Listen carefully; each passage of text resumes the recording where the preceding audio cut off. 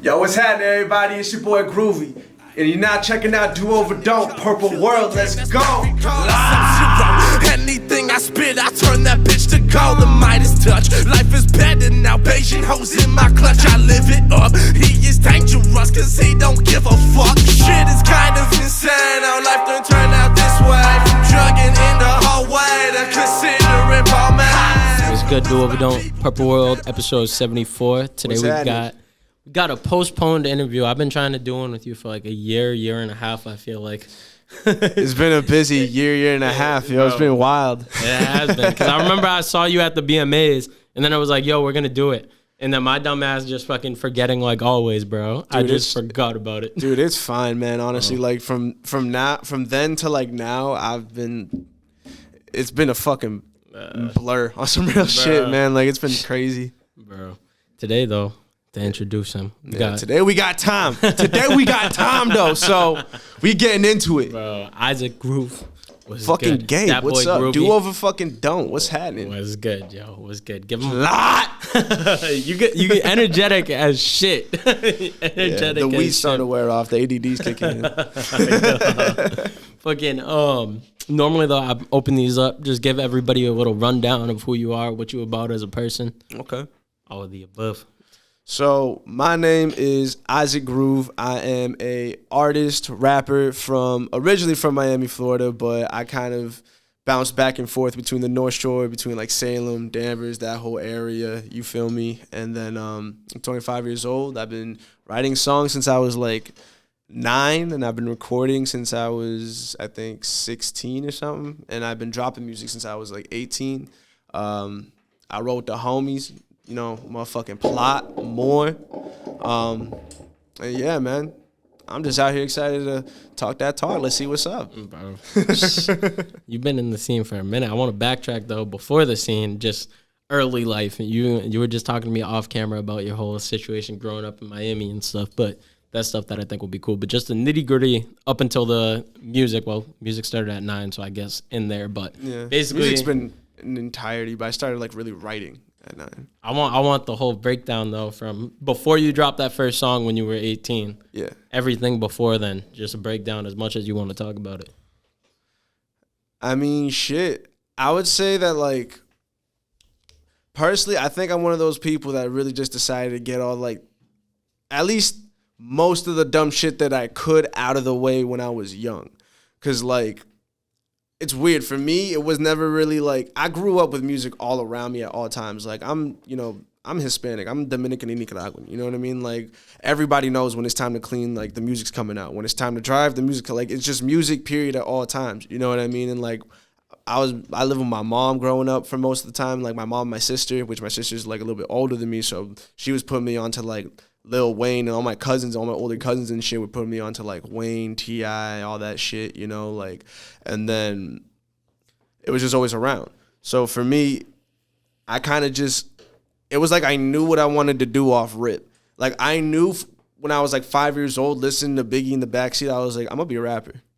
Like straight up, I just didn't say but it was so weird. I had like an understanding of how like outlandish it was at a young age that I just wouldn't say. But I like knew in my head, I was just like, I'm gonna do that shit.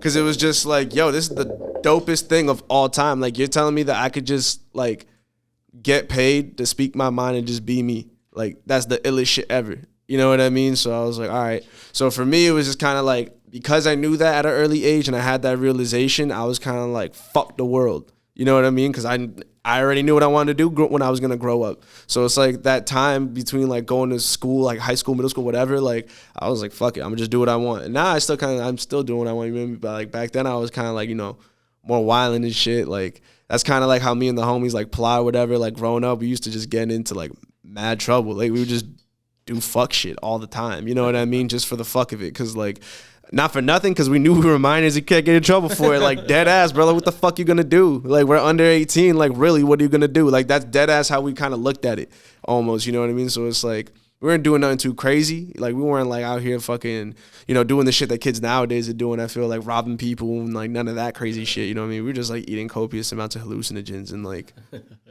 skipping school and, like, smoking weed. And, like, I was in Miami, you know what I mean? Like, I was originally, like, I was born in Hialeah. I was born in Hialeah, Miami, July 24th, 1998. Damn. And, like, I was there until I was 5 years old. But the thing about Miami is that, like, it's not necessarily the ideal place to where, like, you want to raise a kid, because I feel like there's, like, no curtain. Like, up here in this, like, there's, like, suburbs and shit like that. Like, down there, there's no, I feel like the suburbs and that is kind of like a curtain. Like, it shields you from what, like, I feel like is really out there. Miami, there's not really any of that because it's a city. You know what I mean? So it's just everything is right there in front of you. So there was crazy shit happening, you know what I mean? Like, it was like the early 2000s and stuff. So my mom decided that, like, my sister was about to start high school. I was about to start school, period. And she was like, yo, like, she didn't want us growing up around any of this shit just because, like, it was, you know, pretty evident what was going to happen. So she decided to move us up here because I had a couple people from my family, like my uncle and shit, that lived up here on the North Shore. So we came up here for a while. I lived up here for like 10 years, you know what I mean? It was great. I loved it. Because, like, I tell people all the time, in my opinion, like, Miami gave me my drive and my mindset and my hustle, you know what I mean? But, like, Massachusetts gave me, like, my morals, I feel. Like, it's kind of different. Up here, I feel like people are just more real and, like, direct. And they're not, like, necessarily out to get what's best for them through you. I mean, there's some people like that, but not majority. You know, like, people up here are just a lot more real. But, yeah, man, it was definitely, like, it was crazy growing up because I was up here for 10 years, and then I went back down to Miami. And that's when shit really was dope. Yo, because, like, not for nothing, bro. Like, it was wild. The reason I moved back to Miami is because my mom caught me and a bunch of the homies smoking a bunch of weed in the crib. Like, we hotboxed the shit out the crib. And I was in, like, 8th grade.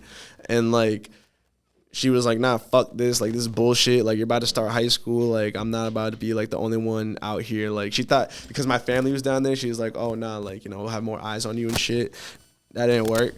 Like, hear that? Like, cackling in the headphones? Yeah. A little bit. Yeah. My headphones tripping out right now. Yeah. It's fixed. Not bad for cutting you up. Yeah, no worries. Miami wilding out. Yeah, no, so, like, I was in Miami, and, like, I don't like to say that I was, like, wilding out, but, like, I was just chilling, you know? Like, I was kind of, like, doing my thing. It was whatever. Like, there's a lot.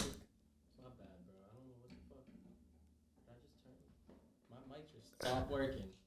This is the first time we ever had some shit like this happen. Hold on. What the fuck? I feel bad because you're talking real shit. Oh, fuck, dude. What? You bit the wire? Yo, she did. Fuck. Fuck. I'm so sorry. She's never done that before, okay. dude. I brought her to so many. Yeah, no, she's fine. No, dude, she's never done that before. I brought her to so many spots, dude. I'm so fucking sorry. It's good. I'm just like, holy shit. Dude, I'm so sorry. I've brought her to the studio so many fucking times. She's never done that. Dude, I'm so fuck. A few moments later.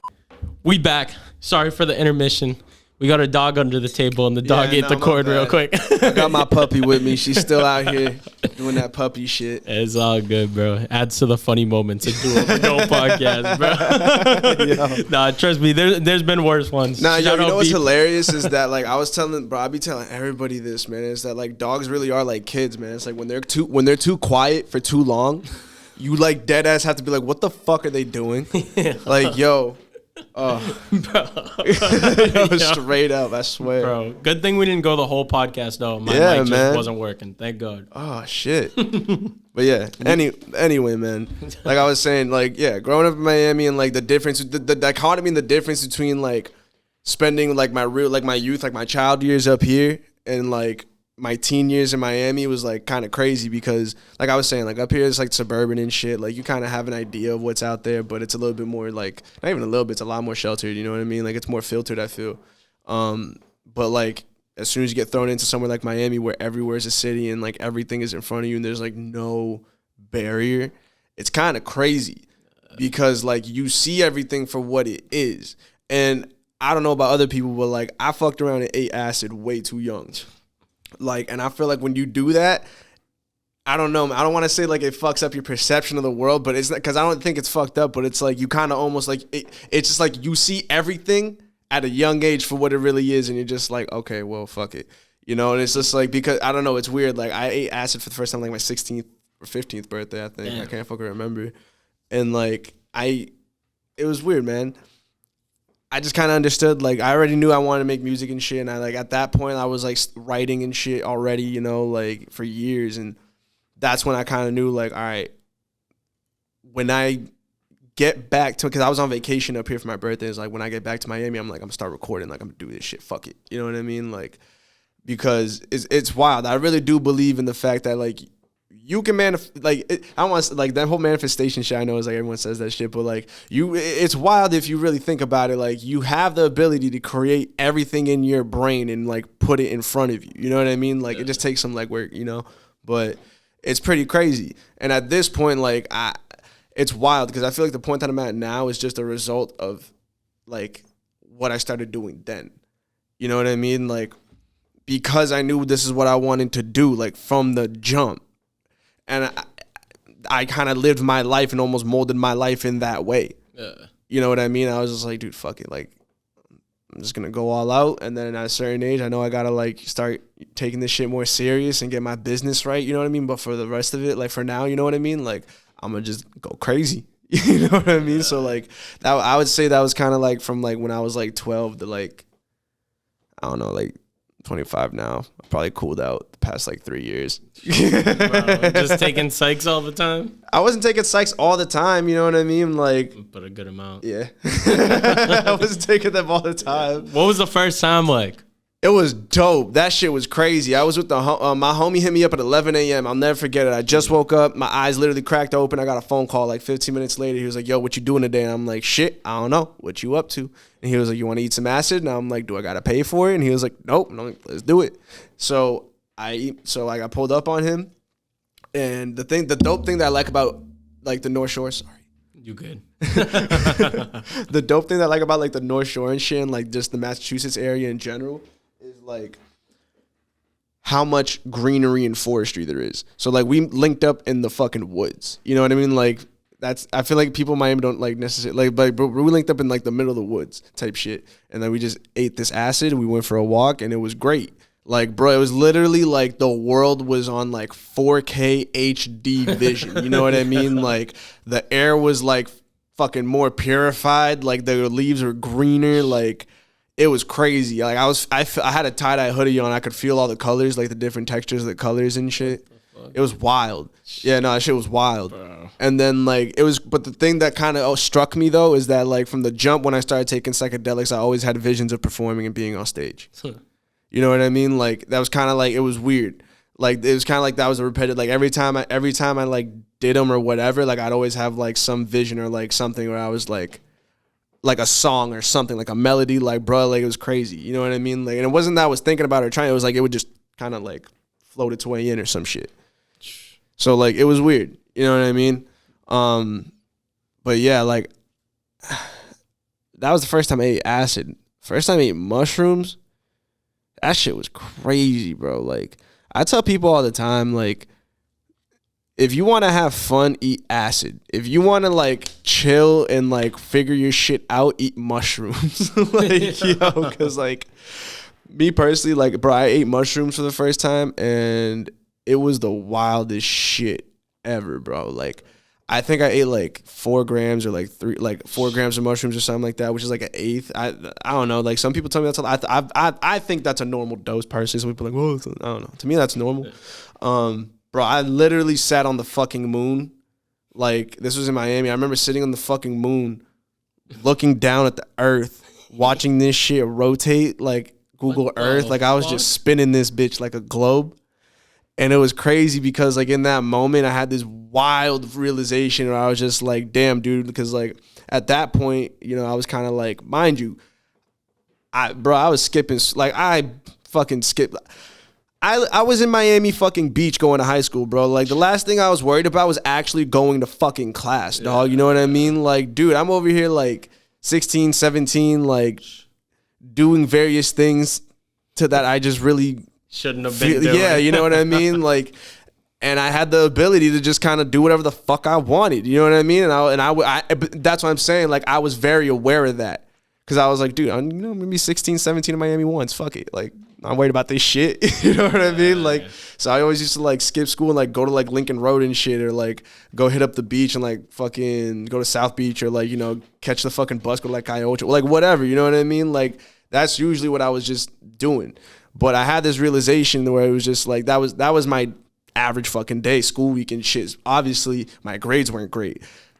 Everybody was on my ass because, like, I'm doing everything I'm not supposed to be doing. You know all what at once. Yeah, all at once. You know what I mean? And like, but I didn't give a fuck because, again, like, bro, I just knew. I was like, nah, it's fine. I'm gonna be a rapper. Like, which is absurd to think at such a young age. Like, come to think of it now, bro. Like, it was kind of like, I'm not trying, like, it was kind of like an arrogant thought almost, like now that I'm thinking about it. But like, it's just, I knew what I wanted to do. You know what I mean? I wasn't worried about it. The fuck do I care about getting good history and like chemistry and shit? I'm not worried about this shit. Like, I'm not going to fucking Yale. You kidding me? Like, nah, I'm not worried about that. Like, Jay-Z didn't go to Yale. I don't got to go to Yale. That was like how I thought about it. You know what I mean? Like, dead ass. I was like, 50 Cent didn't have to do none of this shit. Like, I'm good. You know what I mean? Like, Lil Wayne's out here chilling. Like, that's dead ass how I was thinking of it. You know what I mean? Like, bro, like, Mac Miller's out here cooling. Like, what are you talking about? Like, shut the fuck up. Like, Ice Cube was 18 and wrote one of the, like, get out of here. Are you kidding me? Like, come on. That was literally how I was thinking this shit. You know what I mean? So I was just like not worried about it. What's good, y'all? Thank y'all for tuning in to Purple World. Just a reminder, we got a fresh studio over here. If you guys want to book a studio session, our rates start at $50 an hour with an engineer, $25 an hour with no engineer. Rates do vary depending on which engineer you choose. You can book a session by heading over to the Book Now button in our Instagram bio and book through Square. You can shoot us a DM to figure out what time slot you want, as well as which engineer you want to work with. As a test to see who our loyal viewers are and see who's really rocking with us, if you made it through this whole ad, you could head over to our Square website and you could put code POD10 and that's going to give you 10% off your session. One time use though, you are not able to use that again, so use a wisely. Back to the episode. Also, don't forget to subscribe. But I ate the mushrooms for the first time like around that, like at that time, and I was, everyone was yelling at me, getting mad at me and shit. I'm just over here like, bro, I know what I'm gonna do, and everyone's just pissed at me, and I'm looking at this, mind you, on a heavy dose of mushrooms. I'm I'm like 4 grams mushrooms deep, okay? And I'm sitting on the fucking moon just looking at the earth spinning this shit. And I had this realization. I was like, damn, dude, like, you're so small.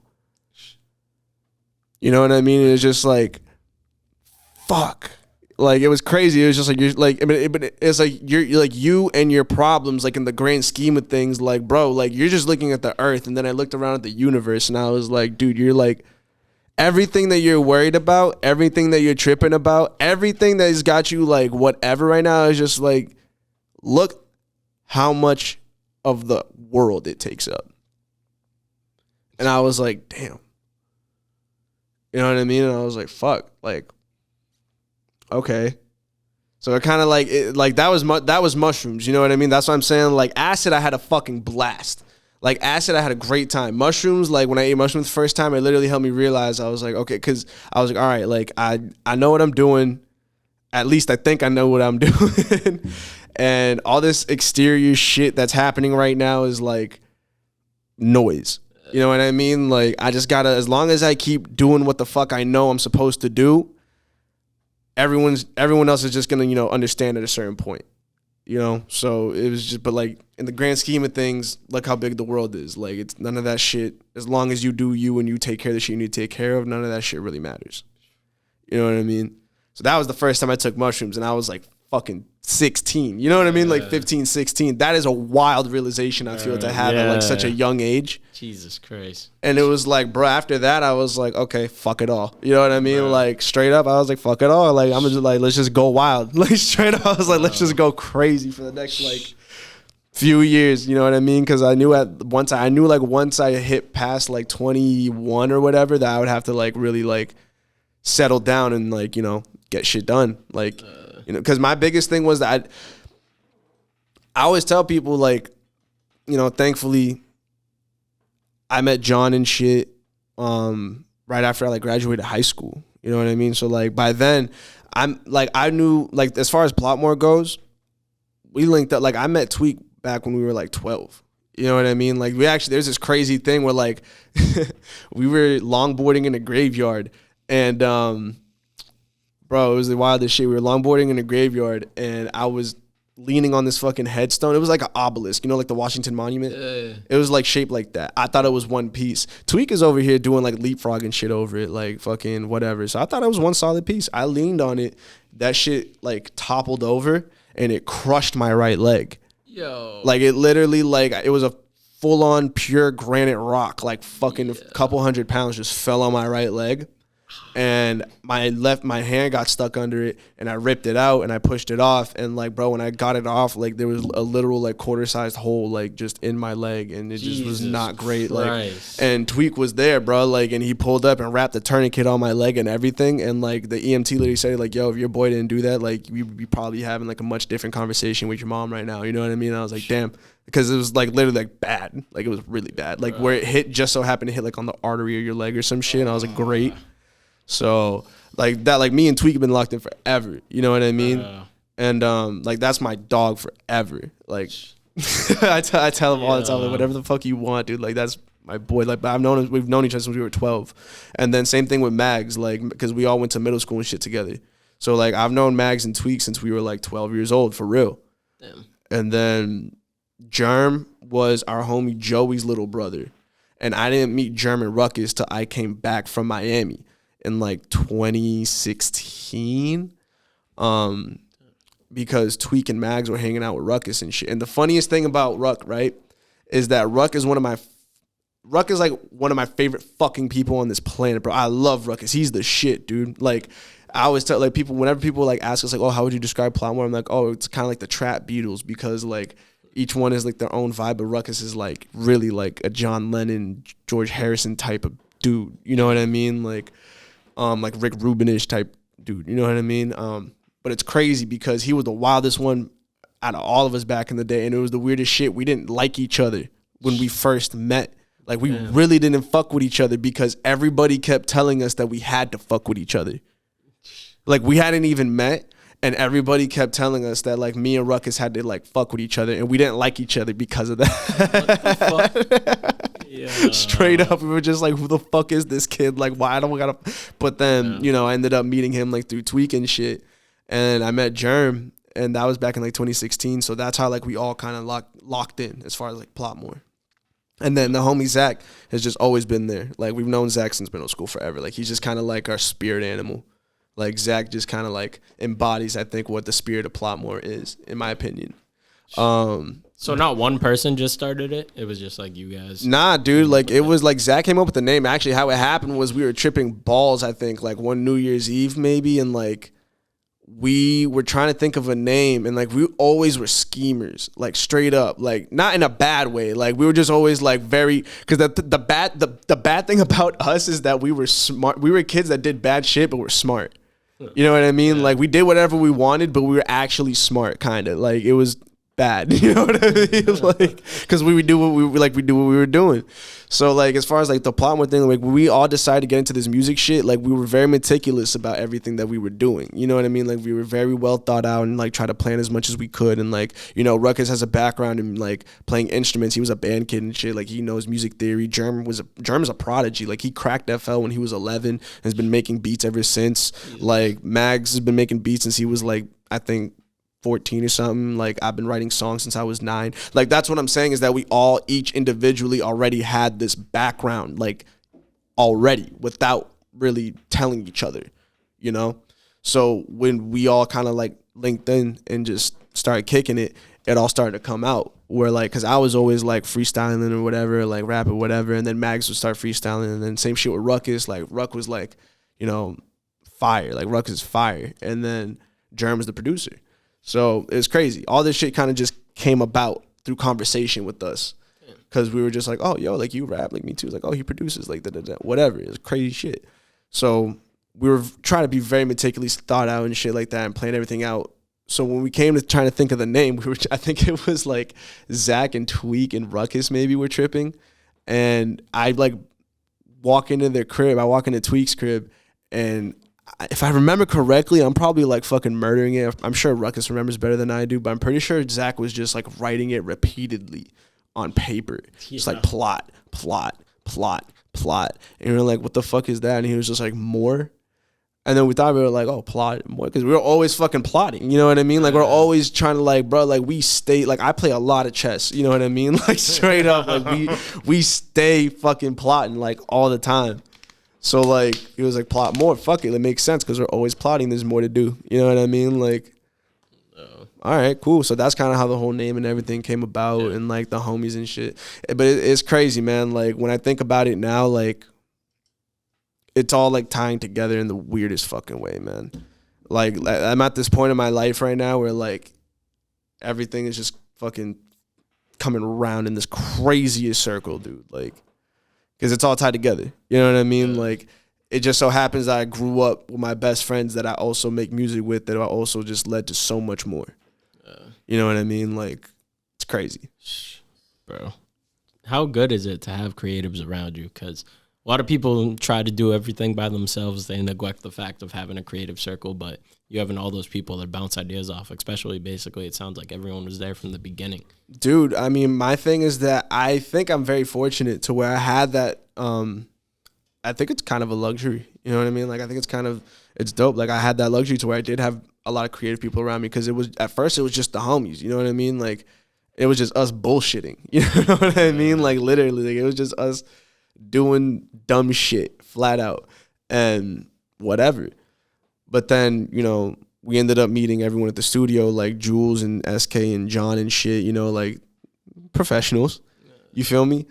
And we started coming around them more and just learning more, like, you know, how shit's really supposed to go, how things are really supposed to kind of like be ran, you know, doing real studio sessions, not getting fucked up and recording in like somebody's crib or like whatever, you know what I mean? Like, really being in the booth and like breath control. And, you know, I just literally, like, bro, my thing is I've been writing songs since I was 9 years old. I swear on everything. I just figured out how to count bars the other day. Like probably last week, on God. Jesus Christ. Like, straight up, you know what I mean? So it's like, it was crazy, because once we met like SK and John and them, like, it introduced us to just the whole, because we didn't realize exactly who we just so happened to, like, you know, stumble in with, because I knew Clancy and shit from back in the day. Clancy's from Peabody, Justin Clancy, and he worked with John and shit. And Mags was a fan of Token. Like, this is what I'm saying. It's like the craziest shit, right? Like, Mags was a fan of Token, and he showed me a video one day. He's like, oh, like, you know, it's like, this dude's fire. He's from around here. I'm like, for real? He was like, yeah. He's like, he's from Salem, whatever. I was like, damn, this white boy's cold as fuck. Like, straight up, I was like, yo, he's good as fuck. And it was crazy. Like, after that, Mags told me, he's like, oh, he figured out that Token was shooting a video or something like that, da-da-da. And he sent me the link for it. He's like, you know, like, sign up, see if you can get us in or some shit. I ended up getting us in, I think. So I pulled up to the little boy video shoot, and I saw Clancy. You know what I mean? And I remember Clancy from back in the day. So I went and I said, what's up to him, whatever, that I kind of caught up with him because we hadn't seen each other in years. I told him, like, yeah, I'm getting into music now, whatever. And then he introduced me to SK, which SK is my fucking, I tell people all the time, like, SK is my Jewish ginger brother, bro. I love him, like, straight up, dog. Like, that is my adoptive brother. Like, I love SK to the death, bro. Like, Skizzle gets anything and everything he wants, bro. Like, that man is amazing, bro, for real. But that's when I first met SK, was at this video shoot in this fucking crazy mansion in Marblehead, like, on the water in the backyard. Like, bro, they had like a golfing tee in the fucking back and shit. Like, it was crazy. It was this crazy fucking house, dude. But I ended up talking to SK. I was like, yeah, you know, introduce myself and shit, and kind of telling him what I was trying to do. And John came walking in out of nowhere. And I knew of John through Mags, because Mags was like, oh yeah, like, you know, his producer, Jon Glass, because that John produced, I think, Doozy and a bunch of other things for Token, you know what I mean? So I knew who he was, but I never met him. So, like, he came walking in out of nowhere, and SK was like, oh yeah, like, this is John, the studio's in Danvers, da-da-da. Bro, when he told me where the studio was in Danvers, because mind you, that's where me and the homies were, like, growing up, doing all this shit. It was literally 5 minutes down the street from my fucking crib. And it was insane, like, from where I grew up, you know what I mean? And it was insane. It was like the wildest shit. So we end up meeting them, going, having a studio session and shit like that. And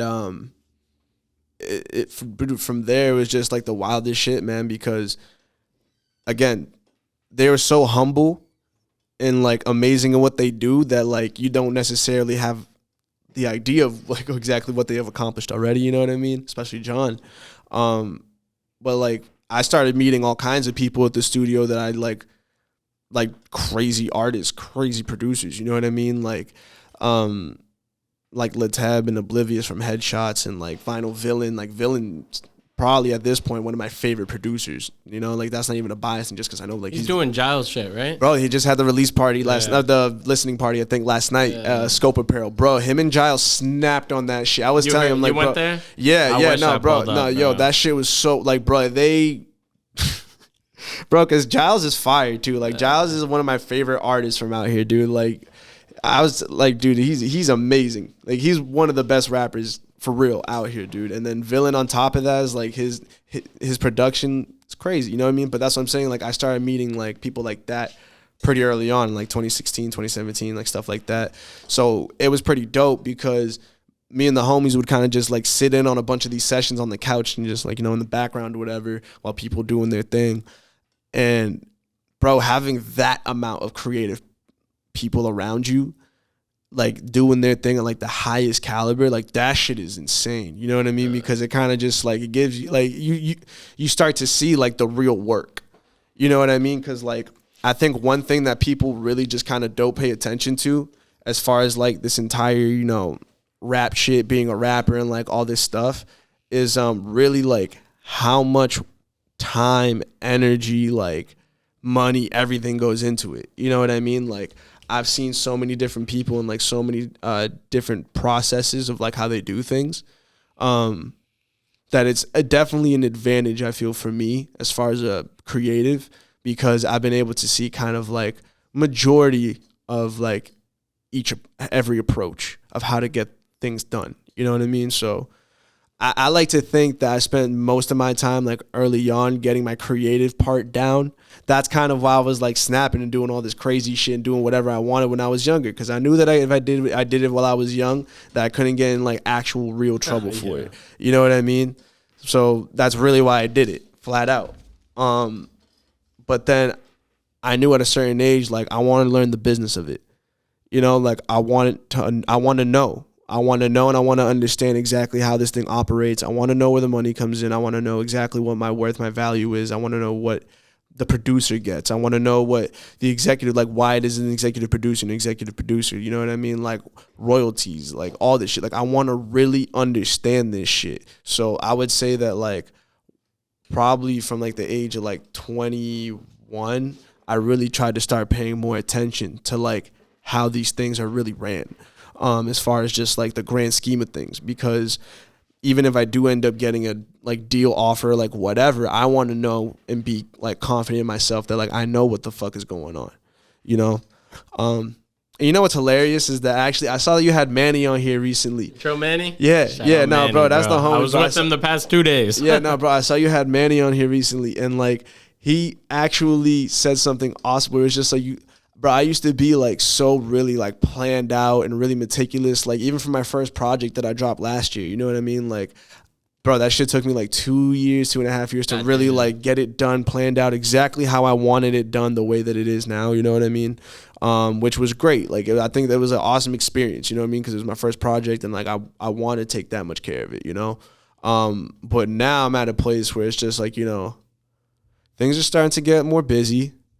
Thankfully, it's starting to work out a little bit more. You know what I mean? Like, but I got to be able to kind of, you know, just create, you know, like I'm trying to drop the grand plan a little bit nowadays. You know what I mean? Like I'm trying to not think about it too much and just, you know, act, because I don't know, man, like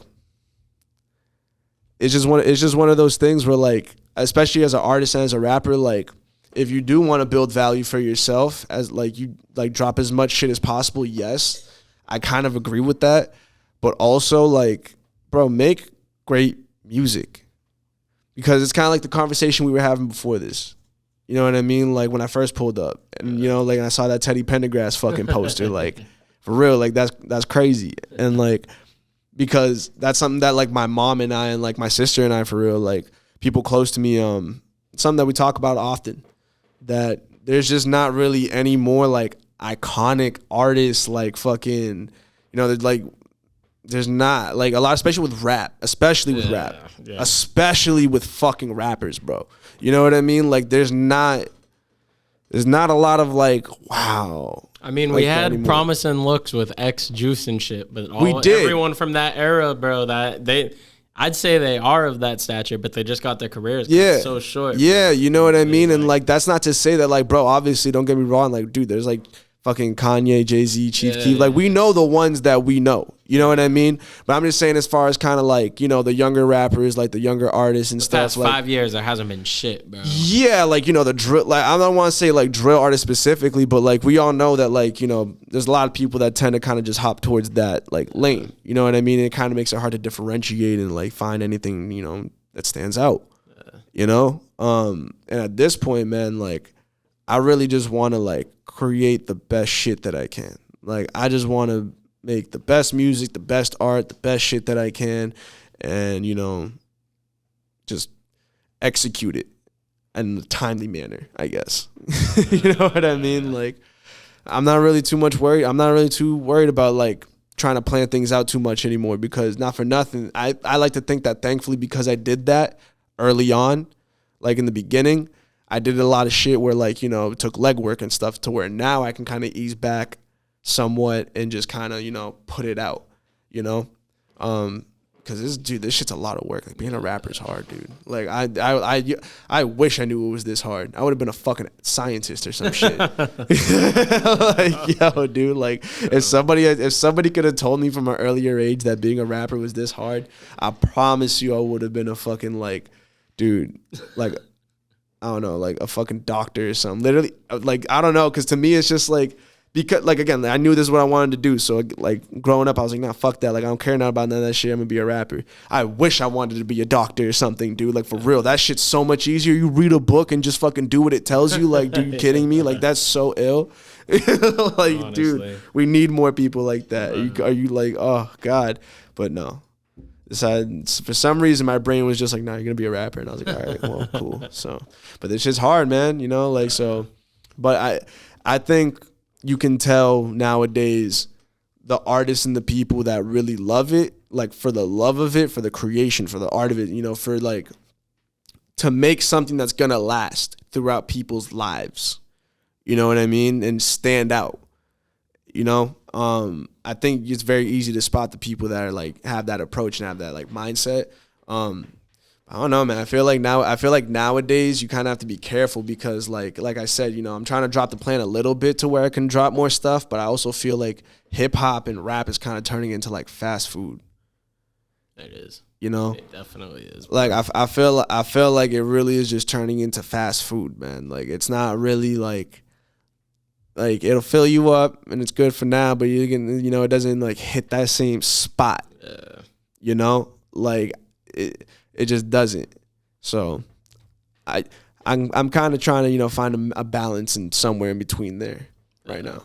But aside from that, though, I gotta say things have been going pretty good. I love hip hop. It's changed my life. I'm experiencing some things right now that I would never be experiencing if it wasn't for this amazing fucking thing. So shout out to 50 years. Yo, for real. Bro. Did you perform at that gold shit? What? Nah. I went to it. I went to the festival, bro. That shit was crazy. Me and John were talking about this the other day because like it's still crazy to me that like they really had hip hop in downtown Boston Plaza. Like that shit is insane. You know what I mean? Because like again, like being from Miami, I want to see more shit like that up here because down there it's the norm. Yeah. You know what I mean? Like, bro, you can go to Miami and find like any kind of crazy hip hop show like almost any day of the week. You know what I mean? Like you'll find like somebody performing somewhere, you know? And it's crazy because it'll be like a high fucking profile performance, not just like some little club like whatnot. Like, dude, they'll be performing on like the top of some crazy building or whatever. So I love to see the fact that Boston's kind of like moving towards that where they're having like hip hop and rappers performing like in downtown Plaza. That's huge for the culture, bro. I wish I knew that was going. I don't know how I didn't know. I had no idea. That shit's crazy. I mean, bro, they had Key. You know what I mean? Like, they had mad people. That's what I'm saying. They had Oompa. You know, like they had Latrell James, and you feel me? Like, bro, Brandy Blaze, Y-Sham. You know, like, bro, it was like the city was well represented. You know, like the city was well represented that day. It was fire. So I told John, I'm like, next year I'm mad excited for it because it's gonna be even bigger. It's gonna be crazier. You know what I mean? Like it went. I thought. I never thought I'd see that shit. No, I didn't either. Seeing Grunge post, what did he say? Said something on his story. He was like, first to smoke in whatever. Where was it? City Hall Plaza. Yeah. He was like first person to smoke a blunt in City Hall. I'm pretty sure he posted that on his story. Dude. I was like, bro, what? But that shit is legendary for the fucking city. Yeah. Talking about the whole planning shit out though, you had the whole clown face wearing the mask.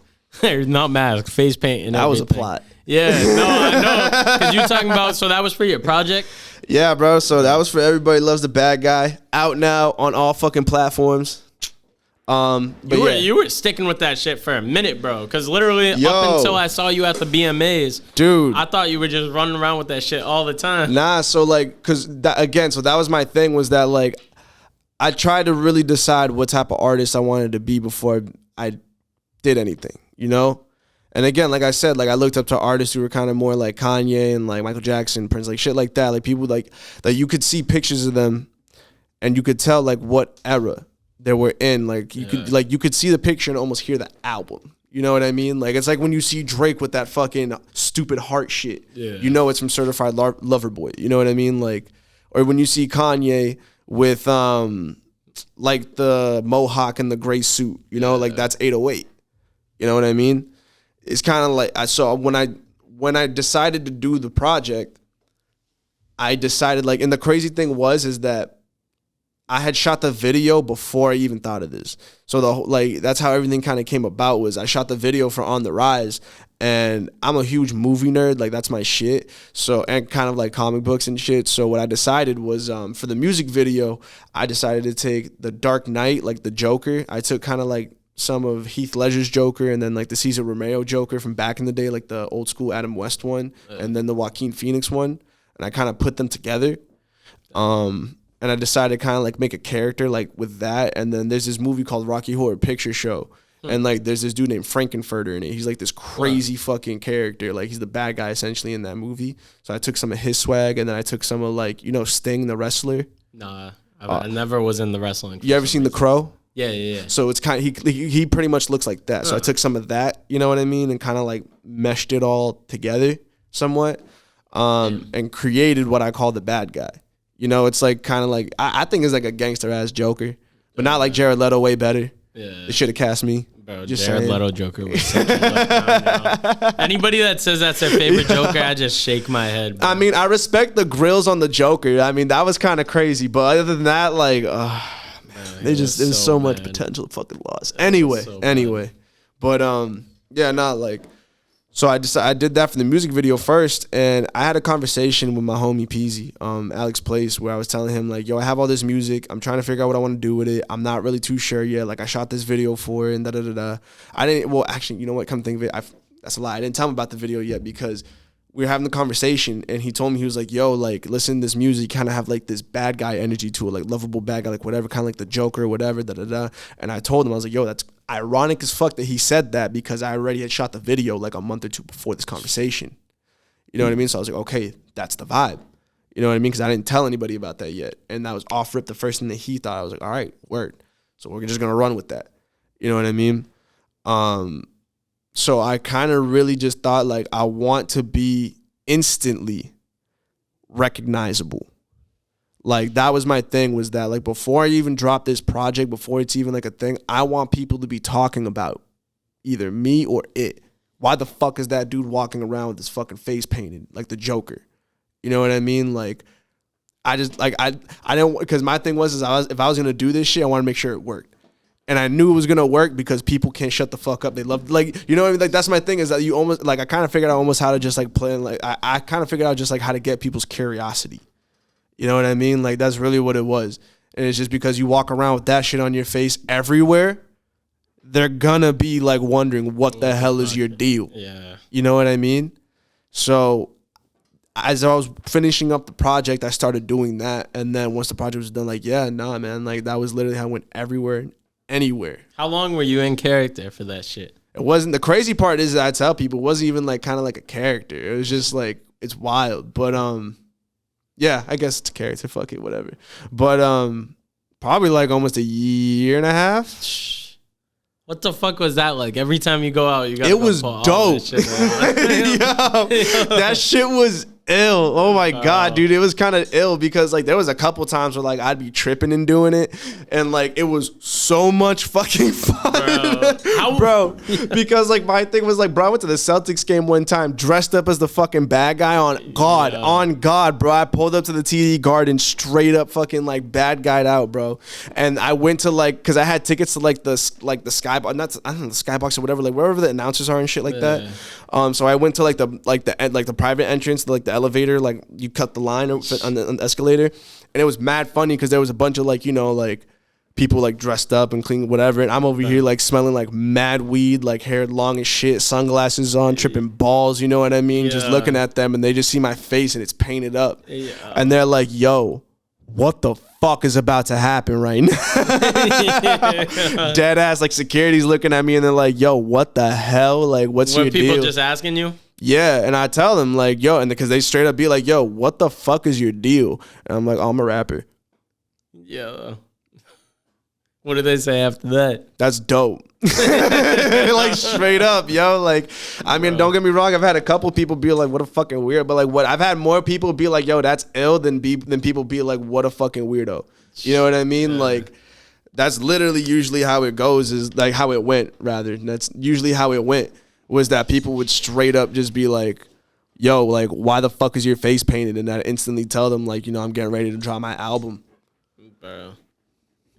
Do you think it worked? Absolutely, yeah, for sure. Yeah, nah, dude, for sure. That definitely worked because, bro, not for, like, when we had the release party, dude, we sold that bitch out. Like, we capped out like 3 times. Jesus. You know what I mean? Like, that shit was crazy. I did not, it was, my thing is that I try to set my expectations a little bit lower just so that, like, I don't get disappointed. I should probably go to therapy. I don't know if that's a bad thing, but, like, I usually do. And, bro, when it came to the release party, I was kind of worried. I was like, damn, man, like, I don't know if people are going to show up, like, whatever. Like, fuck it, we'll see how it goes. And we had it at Opus in Salem, like, in downtown Salem. Bro, and the head security told me, he was just like, yo, like, y'all doing really well tonight. And I was like, oh, yeah, thanks, man. Like, yeah, there's a lot of people who's like, nah, like, you capped out, like, twice already. And then by the end of the night, he told me we capped out again. Jesus Christ. And I was like, damn. Like, that's ill. Like, bro, we're talking like, that's like 300 people. God damn. You know what I mean? Like, that's crazy. That's fire as fuck. Like, that's crazy. You know what I mean? And the best part, like, it was wild, man. Like, because this is, and I don't mean I keep saying this for real, but it's just like, dude, like, I just really want to get, like, dude, this is dead ass what I've always, like, thought I was kind of dreamt I was going to do. Like, we're talking backseat, booster seat type shit, listening to Biggie and Wu-Tang getting dropped off in first grade. Like, for real, this is just, like, I knew I wanted to be a rapper. You know what I mean? So, like, when I saw the results of it, like, it was crazy. Because I was like, holy shit, it worked. You're doing it. because I was like, damn, you know, walking around my fucking face painted for, like, a year and shit, like, really worked. You know, because I saw people that I had encountered, like, out and about when I was doing it, that came to my show. That's crazy. You know what I mean? That's like, crazy. That's what I'm saying, bro. Like, it really worked. And I had, like, business cards and shit, too, on me. So, like, whenever people ask me about it, like, sometimes I wouldn't even answer them. I just, like, look at them and give them my card and shit just to, like, but that's the thing is that, like, you know, just so them be like, what the fuck is that dude? Like, why is the Joker like, yeah, kind of, you know what I mean? But, like, when I dropped the project, it worked. You know what I mean? Like, how do you feel that Psychedelics helped with that? Staying in character like that for a whole year? Oh, see, my problem is that, like, I just let the bitch ride. I don't give a fuck, bro. Like, that shit was mad fun. I literally remember eating, like, some acid one time and just being like, let's see how this goes. And it was mad funny, dude, because, like, the thing is that since I have sunglasses on and shit already and, like, look painted up, people kind of leave me alone already. So I'll just be chilling there, like, smoking weed, just kind of like. Bro. Yo. I would be chilling. It's bad funny, bro. Go get gas real quick and fucking you just get out and dress like a clown. Everyone's like, what the fuck is going on? It's the wildest shit. So the best part is that there's been I had so many incidents, because mind you, dude, like I did it for like a year. I did it for a minute, bro. Like, so I had a lot of encounters that people wouldn't normally have, all right? Bro. And like, dude, there was one time where like I was on my way down to Brockton for a show, right? And we were in the whip hitting like 110 or like 100. Like we were fucking hauling ass because, rappers were late. Sorry again, by the way. Seriously, my bad. But like, yeah. So we were late on our way to this fucking show and we were clearing it down the highway. Obviously, a fucking state trooper pulls us over and shit. Bro. And he was like, yo, like, I stopped you. Like, you guys are going mad fast, like, da-da-da. But then he looked up, right? Because he was talking to the driver. And then he looked up and looked at me. I'm painted up, sunglasses on, like, what's up? And he's like, what the fuck is your deal? This is coming from a state trooper, straight up. He's like, what the fuck is your deal? And I'm like, yo, honestly, like, I'm a rapper. Like, this, I told him that, like, the homie at the time was my manager and shit. I was like, this is my manager. Like, we're late to a show right now, honestly. We're just trying to get there. Else we're like, can't get our bread and da-da-da-da. He was like, really? I'm like, yeah. And he was like, what's your name? I'm like, Isaac Groove. And he was like, have a good day. Really? And he just let you guys go? I swear to God, that shit really happened, dog. Like, on everything. Straight up, bro. I told my mom about that shit. That's fire. Yo, what the hell? Dead ass. He was, dead ass. He was just like, he looked at me. He was like, okay. Guess dress up as a clown if you don't want to get a ticket. I mean, bro, it worked. That shit is crazy. That shit worked. You know what I mean? So, like, yeah, there was that. What else? There was a lot of shit, dude. The Celtics game, that was pretty crazy. People bought me drinks and shit. Damn. Yeah, people were buying me drinks and shit. Garden drinks are not cheap. Nah, they're not. I don't even drink. That's the crazy part.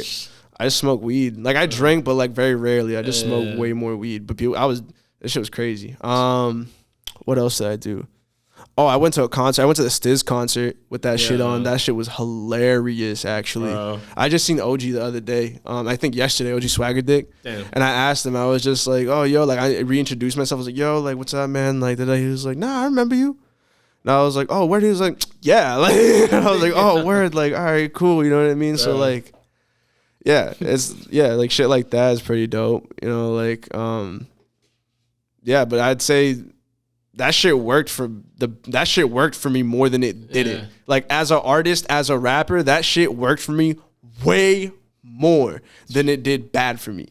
You know what I mean? Like, don't get me wrong. I had like maybe a couple incidents where there was just like, people wasn't fucking with it, or like, there was one incident where like on some real shit, like, I did a show and I stood on a couch and like the promoter and the owner got pissed or whatever, and like they were like, oh, you're mad disrespectful, like da da da. And I really was like, whatever. It was this whole thing, but it was like, that was like the only. I think that's like the one incident, dude. Like for real. Other than that, I never had any other problems with it. You'd think I have more problems with it. I never had any more problems with it other than like that that one issue. And like, bro, like I got pulled over and got off. Like it was. So I'm thankful for that. You know what I mean? Like, yeah, the bad guy did me good. Did you have any people that you met during that time period that afterwards you met again and they just didn't recognize you? So many. Dude, fucking everybody, right? And it's the craziest shit. I think I even said that to you. Absolutely. No, dude, you did. No, and it's like, I don't even, like, it's the funniest shit because that's kind of why I did it. Yeah. You know what I mean? Like, because I have this problem where, like, bro, I just meet so many people, like, I have a hard time remembering names. I'm really good at remembering faces, but I have a hard time remembering names. You know what I mean? So like I kind of thought about that, and I was like, I want people to be able to remember me. You know what I mean? So the bad guy shit really helped with that. You know what I mean? Like that shit really helped. Because people like saw me after and they'd be like, oh, what's up? Like, and I tell them like, oh, like we met before, and they're like, yo, did you have your fucking face painted? And I was like, yeah. And like, yo, bro. You know what I mean? Like that shit's happened a lot. Like a lot. Like that shit's happened countless times, like so many times. Bro, but it helps, honestly, you know what I mean? Because like thankfully, I try not to be a dickhead, like I try to be cordial regardless. You know what I mean? So thankfully, like my encounters with people were like mainly good. So once they realized that it was me, they're like, oh, yo, you know, whatever. So it's pretty cool. I definitely thankful I did that. Cause like I said, because I did that shit and all that legwork, it kind of allows me to ease up a little bit now to where I can just kind of like, all right, like, let me just work, you know? So Speaking of work, and you got a project coming out soon? Bro, I got a few things I'm working on right now. I don't want to say anything specifically coming out soon, but I mean, me and Skizzle right now are working on the follow-up to Everybody Loves the Bad Guy. Like, yeah, right now me and Skizzle are working on the follow-up. That's like the big project. We're just working on it right now. You know, when that shit's ready, it'll be ready. Is the bad guy coming back for that? Nah, it's actually the complete opposite, actually. Damn. Yeah, no, so it's kind of, yeah. I can at least, I know I got the name for it, so I can at least say that. Right now we're working on The Fall of Mr. Perfect. So like, you know, that's in the works. But I actually just had a session the other day with my homie J Moon over in Lynn, KMF and them. So we were talking about maybe, you know, doing some shit together. There's a lot of things in the works right now, man. Like a lot. Some things that I wish I could talk about like right now, but hopefully I can talk about them soon. You know what I mean? But yeah, let's just say that hopefully if I play my cards right, that the next year is going to look pretty fucking crazy. Fire. You bringing a character back for the new project? Like, not the one that was there already, but you're going to have a new character? Yeah, I think so. It's not even, so with these projects, man, like I like to think of them as like almost not even characters, but like extensions of just like different parts of my personality. You know what I mean? Like, because they're kind of just exaggerated points of like myself. Like The Rock has this dope quote where he's saying that like Dwayne Johnson is just, you know, chilling. He's, you know, whatever himself. But when he's The Rock, he's just himself turned up 1,000. You know what I mean? Like he just cranks the dial up. So I kind of like to think that I'm trying to take that approach when it comes to like, you know, these projects and shit that I'm working on, you know, that they're not necessarily, you know, characters, but just kind of different parts of my personality cranked up to 1,000. Damn, bro. Backtracking a little bit. Actually, I was going to ask you more about music, but to go back, because I want to. Oh, I got time today, Gabe. I'm telling you, bro. I know. I like to keep them under 2 hours, though, just so people don't. Once people see that 2 hour number, bro, motherfuckers will not watch it, bro. I know. I got ADD, trust me. Short attention span, motherfuckers, bro. I got ADD, bro. Trust me. How you're talking about psychs a lot. You ever have bad trips? Fuck yeah. Yo. I want some horror story tripping stories. Oh, dude. So, like, there was one time that I thought it was, like, acid rain. It was in Miami, and, like, me and the homies were chilling on this raft, and, like, it started raining outside and shit, and, like, one of my boys kind of started tripping out a little bit. It was like, yo, you guys think that it's, like, stinging a little bit? It feels like it's stinging a little bit. And I was like, bro, shut the fuck up. No, it's not. And then it started to sting a little bit. And I was just like, you motherfucker. Like, yo, it started like, it was like acid rain, like for real. Like it felt like when it hit my skin that it was just like hot and like it had like fucking carbonation or some shit to it.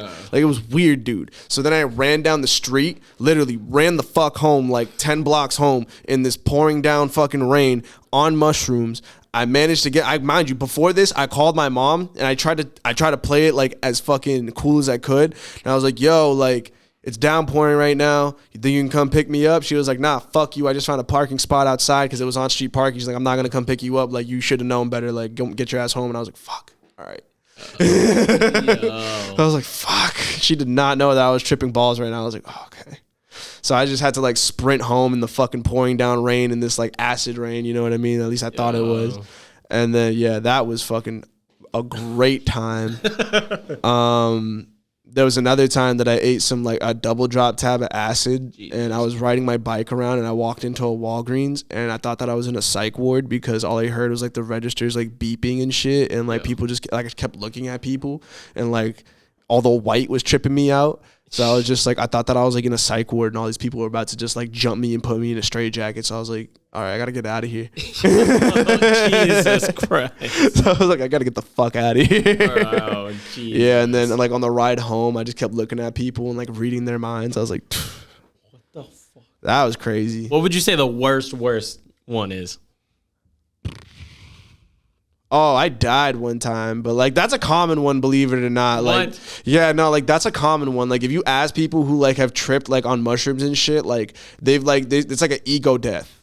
You've gone through that? Yeah, dude. Like that shit happened to me when I was dude. Like that shit happened to me when I was like I think 18, something like that. Like, bro, I went through it. Like it was a real like. It's crazy. Yo, that shit's crazy. Jesus. That's like, yo, it's insane, honestly. Like, I would say, like, it was scary as shit. Like, at first. What even happens in that situation? I think I like to think it's different for everybody. So I can speak on my experience, but I can't speak for everybody's experience. But what I can say is that, like, at least for me, was that, like, it was just, like, it's like the mushroom, like, it's like a fucking external voice or some shit almost starts talking to you, and it's just like you feel like you're just like dying. Like I don't know. For me, I felt like I was going through all the stages of life. What the fuck? Like in the craziest way. Like I was looking at my body, watching it age, and like just crazy shit. You know what I mean? Like looking back at my life and like in the trajectory that I was going, and like I didn't have all the things that I like wanted. You know what I mean? Like, and that's not just like monetary or like possessive, you know what I mean? It was like, you know, experiences and shit like that, you know what I mean? I was like, it was crazy. But I felt like I went through the entire experience of literally like just going through my life, and watched, it was like crazy. I watched like my skin age. Bro, what the? And then it was kind of like I went to sleep and I woke up, and it was the weirdest shit. Jesus Christ.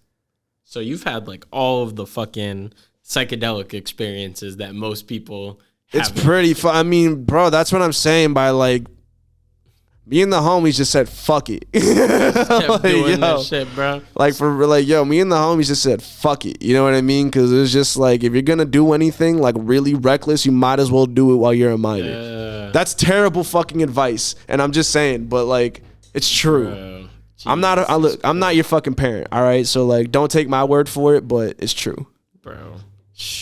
So you had the fucking outer bodies, you've had the absolutely just seeing shit, Tweak, you've had so all that. Yo, if you ever get the chance to meet Tweak, he'll tell you there was one time we were in his fucking his neighbor's backyard, and we were chilling in the fucking pool, right? And then I get out, I sit down.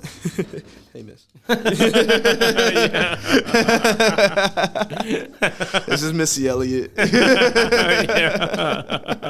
Don't need no more chords. Yeah, no, miss, no more, right? But yeah, so like Tweak would tell you there was one time where like we were chilling in this backyard, and like, dude, I was sitting in this chair for like 20 minutes or something like that. I thought that I was just chilling, right? And I thought that I went for a walk.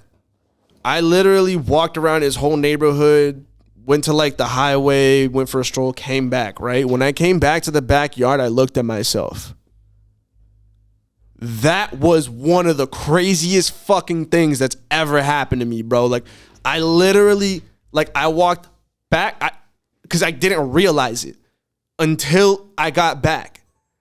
And when I got back, I looked at myself still in the chair, and I was like, what the fuck? So that was pretty crazy. Bro. Like, that was pretty crazy. Jesus Christ. Then when you said it to your boy, what did he say? Oh, he was tripping with me. Yeah, no, bro, that's what I'm saying. Like, it's crazy. That's why I love my friends on some real shit, because like some, like, you know, I'd be talking, like, we could talk about this shit right now. People are gonna watch this, think I'm whatever, you know what I mean? But like the homies understand because they were there. Like, they were in it. You know what I mean? Like, Jesus Christ. Yeah, so like that's bro, that's why I really do like love my friends and everyone, for real. I attribute a lot of who I am to the foundation around me on some real shit, man. Like, if it wasn't for the people around me, like everyone, I don't think I would be who I am. Bro, you trying so many psychs, you would ever try DMT? Would you? I would, but like I gotta wait till I'm more secure in life. Like, my thing is that like I want to at least be like, because at this point, I'm gonna be real with you, I've gotten to a point where music's, you know, it's starting to bring in a little bit of money. You feel me? Like, but I wanted to bring in some more money. You know, like I want to be comfortable. And then once I'm at that point, then like I'll probably just crack the DMT and be like, let's go to space, bro. Let's see what's up. Yo, that shit's a geek out. Yeah, no, that's why, like, I mean, yeah, no, I'm waiting, because I know plenty of people who have done it, and I know well enough to where like, because I don't look at psychedelics like the way that I feel like a lot of people do, to where like, oh, let's get fucked up. Like, nah, it's not really like that for me. You know what I mean? Like finding yourself and shit like it's that. kind of like, for me, it's more just, like it really just kind of allows me to open up and really just kind of be like, all right, what am I, like, what's next? What am I gonna do? Because for me, it's like, since it's all very visual, I'm a visual person. Yeah. You know what I mean? Like, that was kind of part of my problem in school, was like, I'm a very visual learner. Like, that's kind of why I did the whole bad guy thing for my project, the videos. Like, I love movies. I'm a very visual thinker. So when I do psychedelics and shit, you know, it kind of helps because I can start seeing, like, I can start seeing certain things. You know what I mean? So like, yeah, for me, it's not necessarily about getting fucked up. Don't get me wrong. Sometimes I be bored and I'm like, yo, fuck it. Let's just, you know, see what's up, you know, but it's not all the time. I try to treat it with a little bit more respect than that, because you can lose your fucking mind doing this shit. Like, I know people who have really like took it too far and like, bro, like for real, like have killed people. Like, Jesus. Nah, dude, like there's this one kid from back in the day, from when I was really young, like around my sister's time, that like, bro, he did too much. You know what I mean? Like, he did too much, and straight up, bro, I think he killed his dad. Jesus Christ. Like, yeah, because he thought his dad was like an alien trying to come get him or some shit. Bro. You know what I mean? So like, I just like to try to tell people that, like, you know, it's an amazing thing, but just treat it with respect. I've heard of people, bro. I know dudes that have gone like full skits from it. Yeah. And I know one of my friends, his brother, bro. Shout out my boy Jake. His brother fucking thought he saw the devil, bro. And this dude was about to jump off the roof at a party, and like mad people had to stop him. But I've heard a lot of horror stories. Dude. Yeah, no, that's a real thing. Like, shit, yo, that's a real thing, bro. Like, I've seen people's faces morph into demons. You feel me? Like, fuck that. Yeah, but that's the thing though, is that you kind of like, because I don't know, man. Like, my attitude and my demeanor, like, I don't know, man. Like, I'm kind of like a little reckless by nature anyway. You know what I mean? So for me, it's kind of like just hopping on a roller coaster and being like, let's go. You know what I mean? Like, I know we're going to get to the end of it, but this ride's about to be wild. You know what I mean? Like, so I just be like, I be chilling, you know what I mean? Like, I know that what I'm seeing is like, you know, it's just the acid, you know, like, bro, it's just the drugs, dog. You'll be fine. Like, Jesus Christ, bro. Jesus Christ. Yeah. I don't condone the use of like really anything else. I'm a big, like, you know, again, responsible use of psychedelics, all for it, bro. Run fucking wild. Everything else, bro, like, I'm kind of like, you know, not supportive. No, I smoke a lot of weed, you know what I mean? Like, that's kind of like how I ended up stumbling into this whole like witch doctor, like, you know, thing. What's the whole witch doctor thing? Bro, the witch doctor is the fucking man. That's what they are. Like, so the witch doctors, they're a glass like art gallery technically.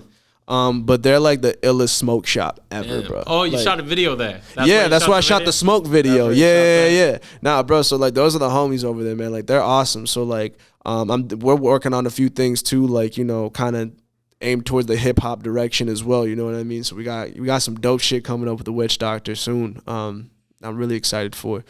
But yeah, dude, they're a smoke shop. They're like the ones that supply a majority of dispensaries with their glass. Damn. Like all the glass pipes and shit. Like if you go to like a lot of these dispensaries, like you'll see the RX and shit like on the pieces. But yeah, like they're just the shit as far as like, cause they're like, I'm not saying like, they're not paying me to say this right now. First of all, like, I just want to get that out of the way. Like for real, it's just like, bro, I'm a stoner. I've been a stoner. I've been smoking weed since I was 12 years old. You feel me? Like I love this shit. And when it came to them, like they're the homies first and foremost before anything. Like I just, you know, I love them, their ideal and their approach to everything that they do. You know what I mean? Because they're all American-made glass. It's all like from here, great artists. They work with over 1,000 different like American-based or just like international-based artists, I think, as well. Damn. You know what I mean? Like, bro, they got crazy pieces. Like, you ever seen a pipe change colors? No. Yo, so there's pipes that change colors, right? If you smoke out of them enough. The guy that invented that literally was at the Witch Doctor blowing glass live for like a month or like a couple of weeks or some shit like last year. You know what I mean? Like they're plugged in, like as far as like the glass community and like all that shit goes. But it's really because like they care just so much about their craft. You know what I mean? So yeah, no, they're the shit, man. Like I love them. You know what I mean? Like they're an amazing products, amazing people, an amazing fucking brand. Like they're all around just the shit, dude. Damn. Yeah. Damn, bro. Like pretty much like anything that I need for smoking, they literally take care of me. You know what I mean? Fire. Like it's awesome. That's fire. You talk about that. It seems like you be tapped in with just mad creatives from around here. I mean, bro, like thankfully one thing that I learned early on is just like, you know, you gotta build your network. You gotta meet people. You gotta fucking spread, you know, yourself around. You know, you gotta see what's out there. You know, because it's not going to benefit you to stay in your bubble. So it's really one of those things where like I just knew that like what I wanted to do for myself, like I wanted, you know, I want to have a little bit more of a business set kind of career, you know? So I knew I wanted, like I've always been looking for somebody to like partner up with or like, you know, have some type of sponsorship or like whatever as far as like, you know, any capacity. It just so happened that with them, we agreed on several fucking things. Number one being that we love weed. Yeah. You know what I mean? Yeah. So it's just kind of one of those things that worked out perfectly. And then, yeah, like it just clicked. Bro, besides your like homies in your immediate circle, who would you say that you witnessed their growth the most, whether it be an artist, entrepreneur, just people that are involved in the community? C4. C4? Shout Yo, out C4. bro. Shout out the fucking C4, bro. Like, so the crazy thing about C4 is that the first time me and the entire Plotmore squad ever had like our first official like studio session together, it was right after C4's first studio session. And it just so happened to be at Jon's old spot in Danvers. What the fuck? And like we literally met him like I think he was like 16, maybe younger when I first met him. Like he was mad, like he still had like the wicks and glasses and shit. Like it was crazy, but he was super talented from the jump. You know what I mean? Like, bro, this kid's just been like insanely, incredibly fucking talented just from day one. You know what I mean? So we met him and I've been locked in with him like forever. Like we all love him. You know, like C4 is like literally the fucking homie. That's like our brother, you know? So like I would say definitely as far as people that I've known to see their growth, I would say C4 and Clancy, Justin Clancy. Like those are the two right there that like, bro, they just like are going crazy. You know what I mean? Like Clancy's on a whole nother level. Like Clancy's on a whole, like Clancy literally made me step up my songwriting and I'm still trying to work on it. You know what I mean? Like for real, because like that dude is just insanely talented. You know, like when I heard Clancy's new shit, what he started to do like more in this kind of lane as far as the pop stuff, it definitely kind of made my brain operate a little bit different. So yeah, I would definitely say like C4 from the jump, because I literally seen him like just I saw this man perform at fucking Harvard. Bro. You know what I mean? Like, bro, like, let's just cut the shit. You know what I mean? Like, let's just cut the shit. Like, bro, I went from seeing this man in his first studio session to, like, he just performed at fucking Harvard. You know what I mean? Like, C4, bro, the man's an animal. Like, for real. Bro, so C4. Yeah, no, a lot. There's a lot of people, man. There's a lot of people that I've seen growth, but I would say those two, like, as far as people that I know, like, personally and closely, like, yeah. That's crazy that you were there right after C4's first session. Dude, it was fucking nuts. Crazy. It was nuts, dude. Like, and then to see, that's what I'm saying. And then to see where he's at now, you know what I mean? Just like, dude, he's like, he just went on tour. He's an animal. He's a fucking animal, bro. Like, that man is an animal. I tell him all the time. Every time I see him perform, he makes me want to go run a mile, dude. Bro, like, he's so energetic, bro. Bro, I swear to God. So energetic. I tell him all the time, I'm like, you motherfucker, dog. I'm like, because of you, I got to get my cardio up, dude. Like, this is some bullshit. Bro, he be going crazy. I tell him all the time, I'm like, damn it, dog. Like, fuck. He'd be going crazy. Dude, I gotta go, bro. I'm telling you, to match his cardio, dude. You gotta run at least a couple miles a day. That shit's dude crazy. does not run out of energy, bro. Dude, he does not. Shout out C4, man. Oh, shout out C4. I gotta get Justin Clancy on one too. I've had a couple people recommend. Dude, I'd say Clancy and I'd say Fats, bro. Because not for nothing, like big picture Fats, like yo, because I'm gonna say it right now. Personally, like, yo, because I'm trying to learn as much as everything from I can right now, right? And like as far as the business end of it and all that, and like, yo, as far as like Jon and like Fats and everybody, like I've been learning, you know, like I've been like I can take care of myself a little bit more now. You know what I mean? So like I'm just saying, I feel like more artists need to learn the actual like people always say, yeah, the business, build the team like the business. But like, do you know what the fuck that really means though? You know what I mean? Like, do you actually understand what the fuck that means? Like, because that doesn't mean that you're going to make all 100% of the money and you're going to be all 100% the owner. And it doesn't mean that you're going to, you know what I mean? Like, it's just not really like that for real. Like, that's just the reality. It's just the reality of it. You know what I mean? Like, the biggest artists in the world, they don't own 100% of like their entire, like their company. Because the artist is a company. You have to think about it that way. You know what I mean? Like, they don't own 100% of that actual company. They just own a percentage of everything that company is invested in. You know what I mean? That's so common misconception with shit. That's what I'm saying. You know what I mean? So like, I would definitely say that like people like Jon and Fats and shit like that have been kind of helping me understand a little bit more like the real business end of shit. You know what I mean? So, cause I want to, not for nothing. Like, I just want to do whatever the hell I want. I know everybody wants to do that, but like, that's literally like, as an artist, like for real, I just want to be able to do whatever the hell I want. Like, that's really it. Like, I just want to create what I want to fucking create. Don't try to tell me what to talk about. Don't try to tell me what to put in my videos. Don't try to tell me, like, no, we're not doing none of that. Like, I'm going to make what I make, whether you like it or not. And that's that. You know what I mean? Like, and I feel like that's kind of like I feel like that's the real definition of art, you know, is making something, whether people like it or they fucking don't, and then they can argue about it later. But it's not my fucking problem. How would you say you improved on all of that, and also just like finding your sound, building an overall brand, learning the business, just basically seasoning yourself? How'd you get all of that?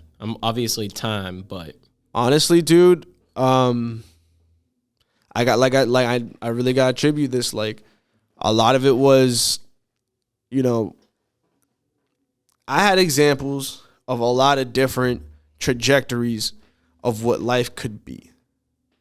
You know what I mean? And I saw what it was if you did, you know, like if you wanted to trap, like really trap. If you wanted to really fucking trap, this is what life could be like. You know what I mean? But then there's everything that comes with it also. And it's like, all right, if you want to like fucking, you know, be a student or whatever, this is what it really looks like. But do you want to do everything that comes with it? You know what I mean? Like, no, not really. For me, it was really just kind of like, I really just wanted to have the ability to just kind of show people the world through my lens. You know what I mean? Like, all these different things that I witnessed and all these different things that I saw and all these different things that I seen, you know what I mean? Like, I just want to be able to kind of, you know, show people my version of how I interpreted it. So that's definitely kind of like with the artistry and everything. Like, it definitely influenced me. Well, I'm sorry, honestly, what was the question one more time? No, just what seasoned you? Oh, what seasoned me? I'm sorry. You good? Yeah, my bad. It's the ADD and the weed. My bad. You good? But yeah, no, what seasoned me really is like all of that, bro. Is like a culmination of just all of that. Really, was just having the ability to see all of that shit and really understand, like, no, this is what I want to do, and then having the fortune to meet like Jon and them, the people who are really in this and really do this, and this is their life. You know what I mean? Being able to sit on that couch like a fucking fly on the wall for so many sessions. You know what I mean? Like, really just like, I would never, like, I would just be sitting on his couch, wouldn't say shit. I'd just be watching. You know what I mean? Because I want to really like see and learn and understand like the grind of it, the hustle of it. Like, how does it really work for different people? How much does it mean to different artists? Like, you know what I mean? And like, once I kind of got a really understanding of that, and I knew how serious I did have to take this, and like how, you know, I couldn't just bullshit with it, because at this point, it's not just about me. Like, it's about everybody who believes me also.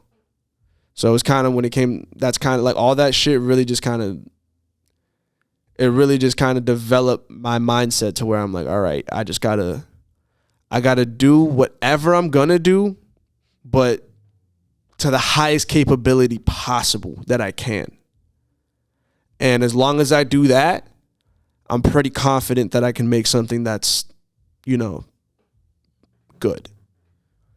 So that was kind of what seasoned me, was just having the ability to see all these different possibilities that could happen in people's life, and then being fortunate enough to learn from some of the best people, like literally in this region, area, whatever you want to call it, like that really do this shit, and just being able to sit there and watch, because I was able to learn about the business. I was able to learn about like the real creation process of like how you're kind of supposed to go about things. You know what I mean? Like, because I said, like, I'm not joking, but like I really just got down how to count bars like last week. Yeah. I've been writing songs since I was 9 years old. I never thought about it. You know what I mean? Like I just did it. And then, yeah, for real. Like, so it was a lot of different things. It was a lot of different things, man. Like my mom blasting Wu-Tang and fucking all this different shit in the car, dropping me off in elementary school and all that. You know what I mean? Like, it's everything that influenced me in my life that kind of pushed me towards this is what kind of seasoned me and influenced me to do this. Like it's pretty crazy when I think about it, because it really is just like a sequence of just crazy events that just kind of simmered in my brain, you know? Bro, talking about all that, what about just seeing the overall growth of the mass scene? What are your thoughts on just that? Because this shit is crazy. Bro. Yo, this shit is crazy. I mean, I think that like, bro, from where it was when I first stepped in, because like one of the people that I looked up to the most when I first kind of was introduced, I guess, to the scene was Replay, Hefe Replay, which like, you know, R.I.P. man, like for real. The one of like, dude, if you ask me, I think I would say that he's like the best. In my opinion, like he was like the rock, like he just had something, like he has something to him that I feel like nobody else really had around here. Grunge was just talking about that. Yeah, Grunge was just talking. Yeah, nah, bro, like Hefe had something to him that was just like magic. Like it was crazy. You know what I mean? Like I remember the first time I seen him on stage, he came out in a fucking cloud of smoke. It looked like he floated out. It was insane. You know what I mean? So, but yeah, like when I first stepped in it, I would say like I saw him, and then, you know, I came in, I guess, like from what I was told, I came in like right at when Stiz like blew up and the local scene kind of died down a little bit. Damn. But it was like right at the resurgence, I guess, or whatever. I don't fucking know. I guess that's what people were, that's what some people have like explained to me, but I wasn't really out in Boston like that prior to like 2017 and shit, so I wouldn't know. But yeah, so seeing from where it was then, like 2017, 2016 to now, it's fucking crazy. Because I feel like at one point, like we were talking about this a little bit before we started. It was like 2019, 2020, the pandemic hit. There was a bunch of artists. There was mad rappers. Everyone was a rapper. Everyone's an artist. And that, I feel like that was kind of like the catalyst that created some of the artists that are still around and dope now. Because before that, there was still like you know, some people, but I feel like not as many. And then everyone got a COVID check. You know what I mean? Straight up. And it was like, all right, fuck it. We got money now. Like we doing this rap shit. And I feel like that was like a huge bang that happened. You know what I mean? And after that, bro, I think we have some of the best artists we've ever had. Like now. That the ones that like were able to stick, the ones that are still doing it, like bro, we got, cause like, dude, I was just at the you know KMF, like the Lynn guys. I think I've heard of them before. Yeah, no, I was just over at their spot the other day with the homie J Moon, and like we were making some shit, and bro, he's like crazy, like one of my favorite things that I've made recently. You know what I mean? And then like, but I be actually like checking out what they're making. Key, I tell people, Key, I would say is probably the one that I tell people the most. That I'm like, yeah, I fuck with her. Like, yo, like, Key's the one that I'm like, okay, yeah, no, like, I fuck with her. You know what I mean? Because, like my style of artist and, like, my kind of approach and, like, the things that I like, I see in her. You know what I mean? Like, I did the whole bad guy shit, and like I see she did like some Jeff Hardy shit, you know what I mean? Like she has different like styles, you know what I mean? Like and it's kind of like a Missy Elliott, Busta type of vibe, and like those are my favorites, you know what I mean? So like I would say Key is the one that like I probably pay the most attention to as far as like creatively, like but then there's a bunch of other people like bro, VB, Van Buren's fucking crazy, all of them, like Giles, fucking Luke, Felix, Meech, ET. Who else, bro? Huh? Invada. I haven't listened to Invada stuff as much. I gotta check his stuff out. Yeah, no. I definitely. People tell me all the time Invada's crazy. I do gotta check him out. Who else, bro? There's a lot. Oh, Isha from the 978. Yo, Isha's fire. I fuck with Isha. Who else? Fucking. I've always been a fan of Michael Christmas. There's mad people. Dude, there's a lot of people. That's what I'm saying. Like the scene is like pretty good right now. You know what I mean? Like we got some heads, you know, like Casso too. Casso's killing it. Bro. Yo, for real. Shout out Casso. There's a lot of people, man. Like I think like the Massachusetts, New England rap scene, like is one of the best positions that I've ever seen it. You know what I mean? Like, not for nothing. Like, shout out to the homies that like Bars Over Bars. You know what I mean? Because like, yo, my dog Hero, bro, this man has had me running up and down the New England crazy. You know what I mean? Like, bro, like this man's taking me to like fucking 30 minutes from Canada to Maine and Jesus shit Christ. To perform at a festival. You know what I mean? Like, and I've met so many artists through that I didn't realize how many people we had out here. Yeah. So like, it's dope to see all that shit. You know what I mean? Like, it's dope to see like, you know, it's starting to become more of a community. It's starting to become more of a like, you know, the egos are dying out a bit, you know, like it's starting to kind of become more of a conversation and understanding of like, how can we make this shit pop? How can we make it work for us? You know what I mean? Like, there's no reason why we got to be arguing, fighting with each other, whatever, if we're all trying to accomplish the same common goal. You know what I mean? Like, so I love it. It's pretty dope right now, man. Like I see a lot of camaraderie, you know, like I see a lot of people like working with each other and like it's dope. I love it, man. I really do. It's like I would say it's one of the things that's really making me the happiest about this. You know what I mean? Because like even myself, I'm starting to kind of like, you know, I'm so used to working with the people I've been working with forever, like, you know, the homies and like just John and SK and shit. But even I'm starting to open up a little bit more and kind of, you know, go work with some different people. You know what I mean? Like I made a song. You know my Compiled Thoughts? Yeah, why do I know him, bro? Because he's fire. I haven't heard his name in a while, but I remember seeing his name when I was first starting. Yeah, no, like, bro, I just made some shit with John and Thoughts the other night. You know what I mean? Like, and it's pretty dope, man. You know, like it's starting. Like I love it. Like because we have community day every Tuesday up at the studio up at Nowhere. Shout out Nowhere motherfucking studios too. I'm just saying, bro, because on everything, if it wasn't for them, I would be nowhere. Bro. Like yo, dead ass. I need John. I'm sorry if you're watching this. I've been saying this. He ain't gonna watch this. I need the fucking. He might watch this actually, bro. I'm sorry. He might. He might watch this actually. John is so supportive, I take that shit back. He might really watch this. Yeah, he is so supportive. He probably will. But bro, I feel bad. He's gonna call me and be like, "Yo, why were you talking shit? I saw that." I'll be like, "No. I feel bad. Hopefully, if we follow through. I said the grunge, me, him, and Noble need to all pull up because all three of us have said Noble's the same the man shit, too. bro. Yo, shout out Museum, dog. Shout out the testing lab. I fucking Noble's the man too, man. We were saying we were gonna pull up, bro.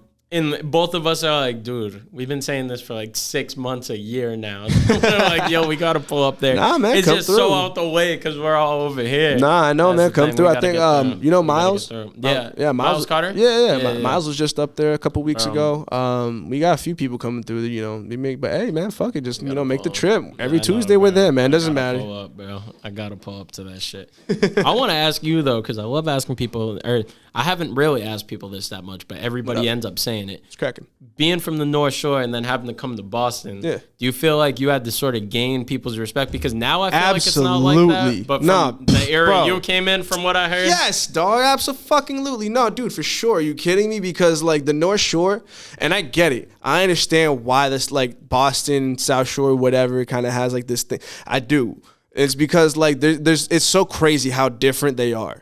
You know what I mean? Like, there's similarities, but they're different. Like, the North Shore definitely, I would say, is a lot more, you know, it's older, man. It's older money, like, kind of more preppy somewhat, you know? Like, there's still, it's still its areas, you know what I mean? Like, but, I would say it's a little bit more, like, annoying, somewhat, like, white people that just, like, are just whatever, you know? So I kind of get it. At the same time, it's like, bro, yeah, it definitely was a thing that, like, I had to try harder. You know what I mean? Like, and that's kind of why I went so fucking far with the bad guy shit, was to kind of almost be like, yo, look, like if any of y'all are willing to do this shit for hip hop and for your fucking career as an artist or whatever, okay.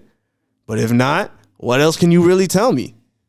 You know what I mean? Like, because you see how far I'm willing to fucking push it. You know what I mean? Like, if people ain't gonna do that, yeah, like if you ain't gonna do that, then what the fuck is the like? What are we really talking about? You know what I mean? Like, and it's never been like a thing. Like I've never had an issue where it was like a run-in where like, oh, you're from the North Shore, fuck you, like whatever, da da da. But it's just kind of one of those things that you pick up a little bit on the energy. You know what I mean? That like you got to work a little bit harder. You know, like you got to, you know, it's always the weird kid. I got that a lot. I did a show in Dorchester one time at the fucking Dorchester Art Project. That was awesome, by the way. That was a dope show. But then I definitely got more of like the vibe, you know, from certain people that was like, who the fuck is this weirdo? You know, which like is understandable. Again, face painted, but yeah.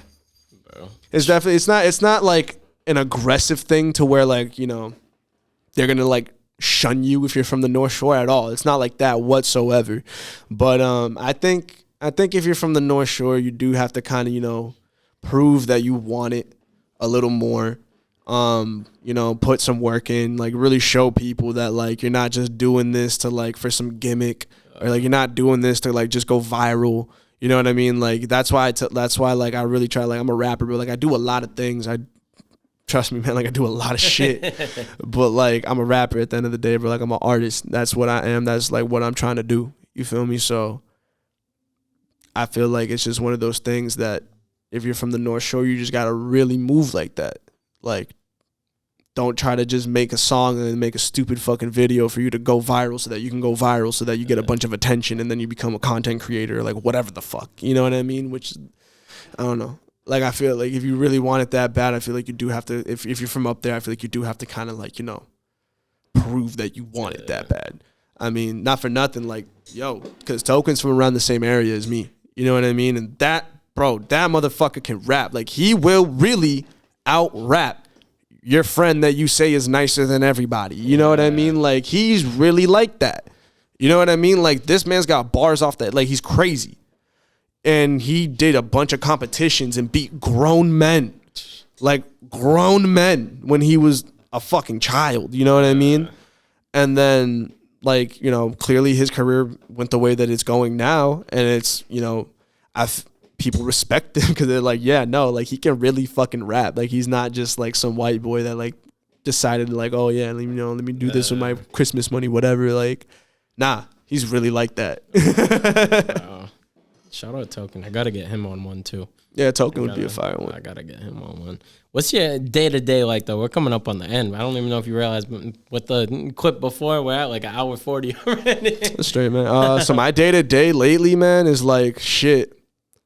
Being a dog dad, I wake up straight up, dude. Like I wake up, take my dog out, smoke some weed, come back, and then, you know, go take care of what I gotta take care of, you know, get some work done. And at this point now, I'm just kind of like, you know, I got sessions like probably a couple times a week at this point. So I'm trying not to do too much. Like I got a show coming up actually, August 31st at Hennessy's, like around Faneuil Hall, like down the Boston Plaza area. So like I got a show coming up then. I just been kind of going around more because like I'm getting ready. That's kind of what I've been doing lately is that like I'm just getting ready for the next wave that I'm about to kind of like put out. You know what I mean? So I'm just kind of going around, you know, being social, meeting people, you know, experiencing life a little bit. Also at the same time, working, recording and shit. But yeah, no, like I've just been kind of locked in more lately. For real. That's all I've been doing is just like, I got to go to like a listening event. Then I got to go to the studio and record. And then I got to go home. And then I got to go to, you know, like today, literally I woke up, got some work done, and then headed over here for this podcast interview. That's kind of like, I'd say that'd be like the past couple months. You know what I mean? Go over to the witch doctor for a meeting, see what's up over there. Like, yeah. That's kind of like my average week now. Yeah. Bro. This the one I hate asking this now because I've just asked it so many times and I hate asking questions the same way. What is it? No, fuck it. The biggest piece of advice for artists. The corny biggest question. Piece of advice. But the way I've been doing it, 2 pieces of advice. One, if you're just starting out and you know absolutely nothing, one thing that they should do and one thing that they should absolutely not do. But get in depth with both. So if they're just starting out, what's my piece of advice? Like 2 pieces of advice. Okay. Yeah. What they shouldn't do? Should do and shouldn't do. Okay. What you should do is really listen and understand that you're getting into the music business. The music business. Louder for the people in the back, bro. The business. All right? Like, you're a product once you come in this shit. An artist is a product. There's no difference between you and fucking Fiji water. Why do you buy Fiji water over Poland water? Because you like the fucking packaging better for some reason. Whatever. The marketing's better. But just really understand that, like, you might be extremely talented, but if you don't have the understanding that you have to have a marketing budget, you have to figure out how you're going to communicate what you're creating to the fucking mass, large population of the planet, not just your boys. Like, you know, really understand that first. That's what you should do, is understand that this is a music business, all right? And really understand that if you want to own your shit, what that really means. Because that means that you have to shell out all the money and every dime and everything. And this is an expensive fucking business. I'm sure you know that, Gabe. It's expensive as fuck. Yo, I'm sure you know that. Like, straight up, bro. Like, if anybody knows this is an expensive business, I know this motherfucker knows that this is an expensive business. Do you see the studio right now? It's nice as hell, all right? Just know. It is expensive, bro. Straight up. It is. So, like, just understand that first, that if you want to own all your shit and be the big man and be the boss, I own everything. Okay, you also have to pay for everything. And that means whatever the fuck you want it to mean. But just understand that. That's what you should do first, is that learn this is a fucking business. What you shouldn't do is, I would say, bro, don't copy anybody that, like, don't try to be like anyone. I mean, obviously you're going to have your influences and the people that you look up to and like all that, but really just try to create the world through your lens. However it is that you see the things in your mind, however you interpret it, however fucked up, however whatever, how weird whatever, you know what I mean? Like, do that. Because that's the point. That's what the hell art is. Like, that's what you're supposed to, like, it's, don't just try to do the same shit as everybody else, because then you're going to literally just be everybody else and you're not going to have any type of, like, I don't want to say worth, but you're not going to have any type of, like, individualism. Like, what's different about you that this next guy can't do? You feel me?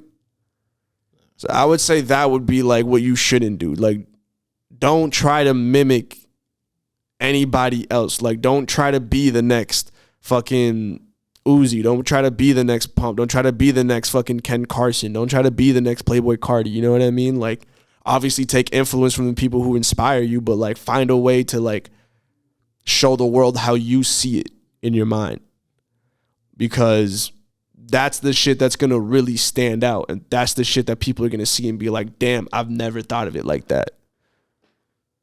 Facts, bro. So what to you for emphasizing the marketing shit? Because you know how it is. A lot of artists, bro, think you could just get through without spending bread on this shit.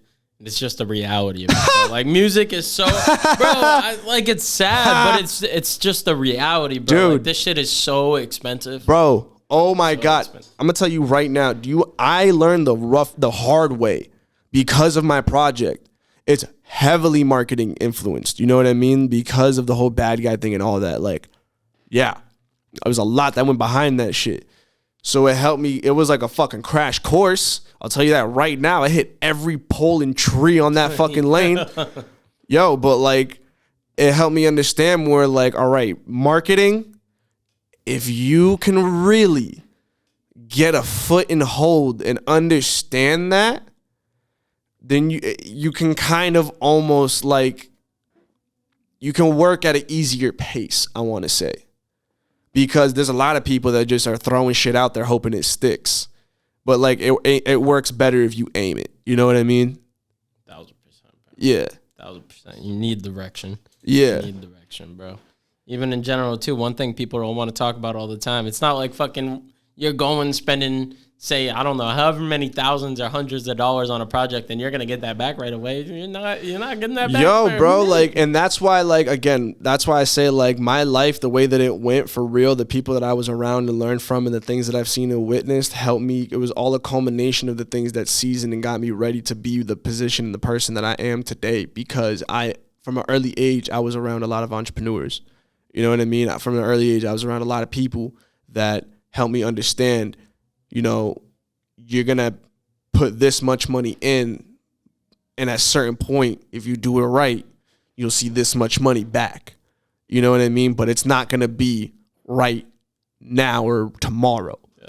You know what I mean? So, like, having that understanding and having, like, those types of people in my life from a young age as well helped me kind of just with the whole music business part of it, because I was like, all right, well, I get it. You know what I mean? Like, because if you want to have, like, I'm just saying, bro, like, if y'all think that The Weeknd is paying for that entire fucking production of an album that he just put out, I'm sorry to tell you, Abel's pockets are deep. I don't know if they're that deep, bro. Like, for real. Like, he's getting, like, Cash and Co are paying for some shit. You know what I mean? Oh, like, God, bro. Yo, for real, bro. Like, Cash and Co are paying for some shit. You know what I mean? Like, yo, like, the label's paying for some of that. Like, he's, like, all right, you know what I mean? Like, the biggest artists in the world, they don't get. Even Drake, bro. Bro, like, you fucking kidding me? Like, people think Come that on. all coming out of his. Come on, dude. Tech 9 does. I'll give him that.